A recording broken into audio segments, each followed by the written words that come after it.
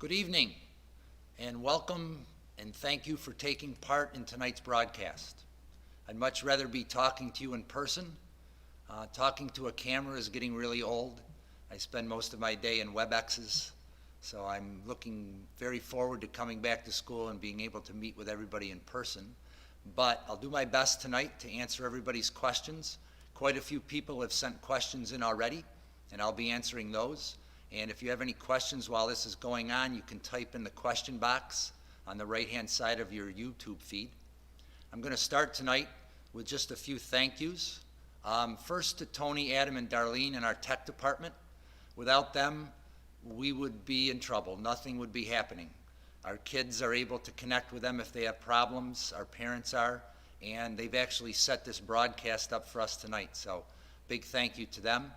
To Mrs. O and Mrs. Ratliff, their leadership throughout this has been outstanding. They've both done a wonderful job. To our teachers, you transitioned into this remote learning in 2 days. Many schools took weeks to get that done. You guys have been amazing from the start, and we still have a little bit left to go, so keep up the great work. To our bus drivers and our cafeteria staff, delivering 2,500 meals a week.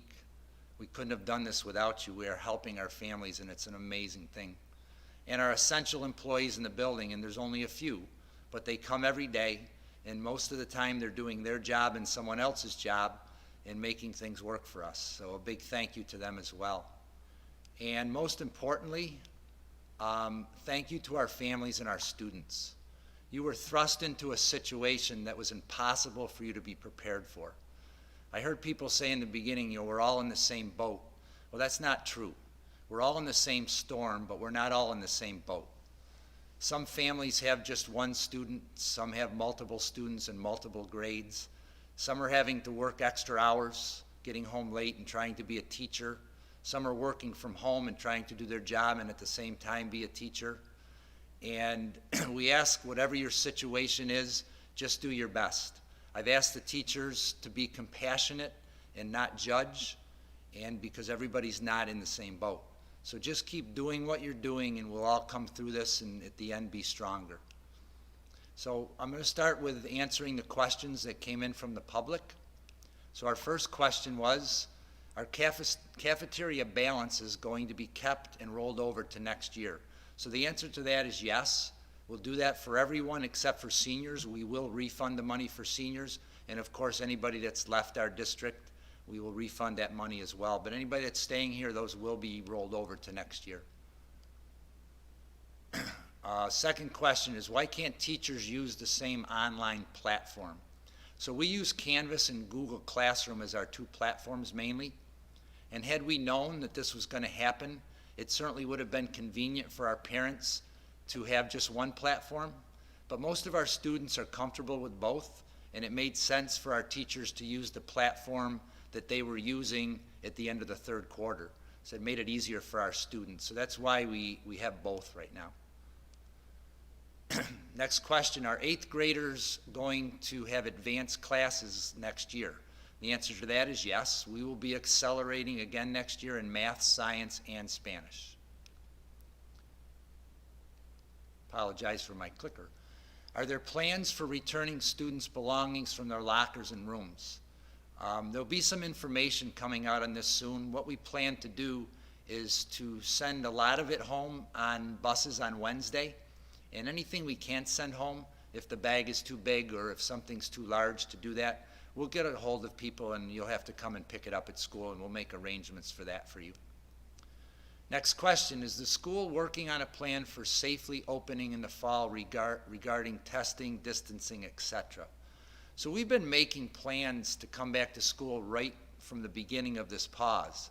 As you remember, when this started, Governor Cuomo kept advancing school closures by 2 weeks. So every time he advanced it 2 weeks, we made plans to come back in 2 weeks. So now that we're gone for the rest of the year, our plan for September is we're going to follow the guidance of CDC and the health department, and we will make our plans according to that. I'm sure that will include testing, social distancing, extra cleaning, and all of those things. Schools by nature are a large gathering, and it's going to be very difficult to make all of that work. But I assure you that we will be following all the guidelines of those organizations, and we will make sure that kids are safe when they come back. Next question. The outlook on the state budget is not good. How will the state budget affect our school budget, and will our taxes go up? So the Board of Education approved our school budget before this happened. This year's tax increase will be 2%.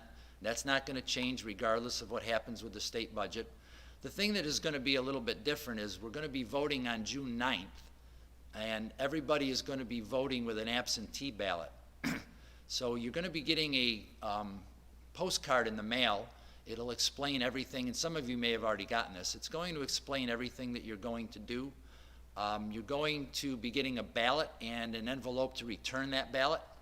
So you're going to vote and send it in, and that's how we're going to do it this year. And I encourage everybody, I know it's going to be different and people like to come to school and vote, but please vote. It's very important that we get a lot of people voting to make sure we have a positive vote.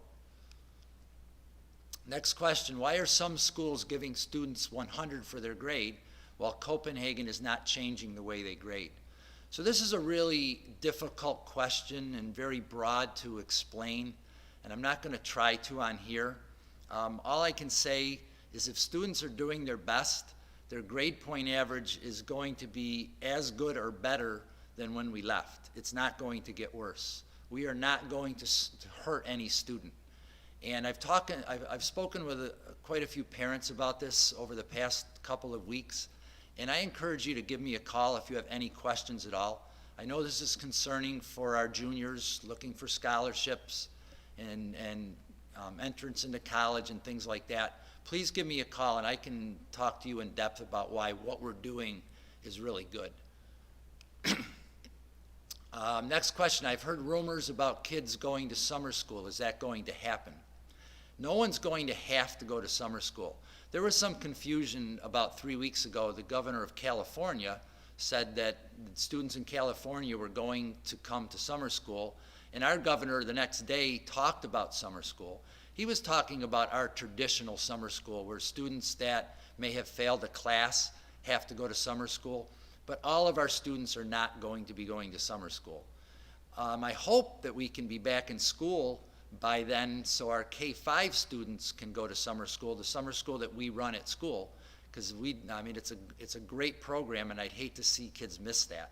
So I hope we can be back from that, and we'll know more about that as time goes on. So will there be some sort of orientation for fifth graders going into middle school next year? Again, hopefully in August, we'll be able to come back in the building, social distancing, possibly with masks, whatever the guidance is at that point. But hopefully we can gather in school, and we will have our fifth grade to sixth grade orientation, and we'll have our 8th grade to 9th grade orientation. If that's not able to happen, we will probably do that on a Google Meet where we'll get everybody together and do it that way. Next question, what is going to be done for graduation, and will seniors be refunded their trip money? So we're working on that now. We've met with our seniors through Google Meet a couple of times to get their thoughts and what they would like. We also sent out a survey today. There's a lot involved in this, and again, a lot of it's going to be dependent on what we can do. Can we gather 6 feet apart with masks? How many people can come and watch? And we want our seniors to be able to make the decision what they want. So through this survey and through our conversations, we will be letting you know in the not too distant future exactly what graduation will look like. And the second part of that question is money going to be refunded for their trip? So we're going to refund any out-of-pocket money. Anybody that had to chip in for their trip, we will be refunding that. So that's the end of our formal questions. Tony, do we have any questions? We have one shout out. One shout out? Yeah, just saying thank you to everybody. You've done a great job with everything. Great bus drivers, great helpers. Great job, guys. Awesome. I hope everybody could hear Tony. You know, we've, like I said in the beginning, you weren't thrust into this as parents and families, and either were we. But fortunately, we were set up to be successful just because of our ability to teach remotely.